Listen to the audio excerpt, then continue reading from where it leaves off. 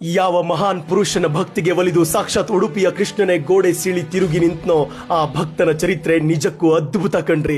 ರಣರಂಗದಲ್ಲಿ ಕತ್ತಿ ಹಿಡಿದು ಮೆರೆಯುತ್ತಿದ್ದ ತಿಮ್ಮಪ್ಪ ನಾಯಕ ಕೊನೆಗೆ ತಂಬೂರಿ ಹಿಡಿದು ಜಗತ್ತೇ ಮೆಚ್ಚುವ ಭಕ್ತಿಯ ಸಾಮ್ರಾಟ ಕನಕದಾಸನಾಗಿದ್ದು ಹೇಗೆ ಅನ್ನೋದು ನಾವು ತಿಳಿದುಕೊಳ್ಳಲೇಬೇಕು. ಆ ಮಹಾಪುರುಷ ಕನಕದಾಸನ ಕಿರುಪರಿಚಯ ಕೊಡ್ತೀನಿ, ದಯವಿಟ್ಟು ನೋಡಿ. ಇವತ್ತಿನ ಹಾವೇರಿ ಜಿಲ್ಲೆಯ ಬಾಡ ಎಂಬ ಒಂದು ಸಣ್ಣ ಹಳ್ಳಿಯಲ್ಲಿ ಬೀರಪ್ಪ ನಾಯಕ ಮತ್ತು ಬಚ್ಚಮ್ಮ ದಂಪತಿಗಳ ಮನೆಯಲ್ಲಿ ಈ ಮಹಾಪುರುಷನ ಜನನವಾಗುತ್ತೆ. ಚಿಕ್ಕ ವಯಸ್ಸಿನಲ್ಲೇ ಕತ್ತಿ ವರಸೆ ಕುದುರೆ ಸವಾರಿಯನ್ನ ಕರಗತ ಮಾಡಿಕೊಂಡು ಶತ್ರುಗಳ ಹೆಡೆಮುರಿ ಕಟ್ಟುತ್ತಿದ್ದ ಬಂಕಾಪುರ ಪ್ರಾಂತ್ಯದ ಹೆಮ್ಮೆಯ ಸೇನಾಪತಿ ಡಣ್ಣಾಯಕ ನಮ್ಮ ತಿಮ್ಮಪ್ಪ ನಾಯಕ. ಒಮ್ಮೆ ಮನೆ ಕಟ್ಟಲು ಅಡಿಪಾಯ ತೋಡಬೇಕಾದ್ರೆ ಅಪಾರ ಚಿನ್ನದ ಕೊಪ್ಪರಿಕೆ ಸಿಕ್ಕಾಗ ಆ ಇಡೀ ಧನವನ್ನ, ಆ ಕನಕವನ್ನ ತಾನಿಟ್ಟುಕೊಳ್ಳದೆ ಬಡ ಬಗ್ಗರಿಗೆ ಹಂಚಿ ಹಸಿದವರಿಗೆ ಅನ್ನ ಹಾಕ್ತಾನೆ.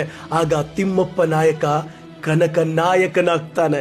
ತನ್ನ ನೆಚ್ಚಿನ ಆದಿಕೇಶವನ ಕೃಪೆಯಿಂದ ಇದು ಸಾಧ್ಯವಾಯಿತು ಅಂತ ಕಾಗಿ ನೆಲೆಯಲ್ಲಿ ಆದಿಕೇಶವನ ದೇವಸ್ಥಾನವನ್ನ ಕಟ್ತಾನೆ. ನನ್ನ ದಾಸನಾಗುವಂತ ಸಾಕ್ಷಾತ್ ಭಗವಂತ ಕನಸಿನಲ್ಲಿ ಬಂದು ಕೇಳಿದಾಗ ಕೈಯಲ್ಲಿ ಕತ್ತಿ ಹಿಡಿದು ಮೆರೆಯುವ ನಾನು ತಂಬೂರಿ ಹಿಡಿದು ಭಿಕ್ಷೆ ಬೇಡಲಾರೆ ಅಂತ ಗರ್ಜಿಸ್ತಾನೆ.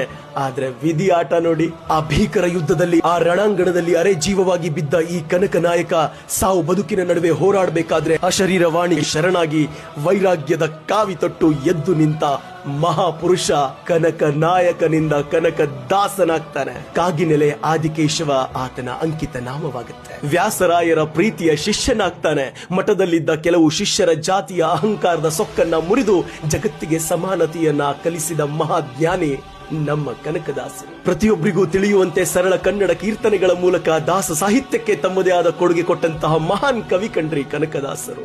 ಭಕ್ತಿಯ ಮುಂದೆ ಯಾವ ಜಾತಿ, ಯಾವ ಕೀಳ್ ಜಾತಿ, ಯಾವ ಮೇಲ್ ಜಾತಿ, ಸಾಕ್ಷಾತ್ ಶ್ರೀ ಕೃಷ್ಣನೇ ತನ್ನ ಮುಖವನ್ನ ಪಶ್ಚಿಮಕ್ಕೆ ತಿರುಗಿಸಿ ದರ್ಶನ ಕೊಟ್ಟ ಆ ಕನಕನ ಕಿಂಡಿ ಇವತ್ತಿಗೂ ಆ ಭಕ್ತನ ನಿಷ್ಕಲ್ಮಶ ಭಕ್ತಿಗೆ ಸಾಕ್ಷಿಯಾಗಿದೆ ಕಣ್ರಿ. ನಾನು ಎಂಬ ಅಹಂಭಾವ ಹೋದ್ರೆ ಮಾತ್ರ ಮನುಷ್ಯನಿಗೆ ಮೋಕ್ಷ ಸಾಧ್ಯ ಎಂದು ಜಗತ್ತಿಗೆ ಸಾರಿದ ಮಹಾತತ್ವಜ್ಞಾನಿ.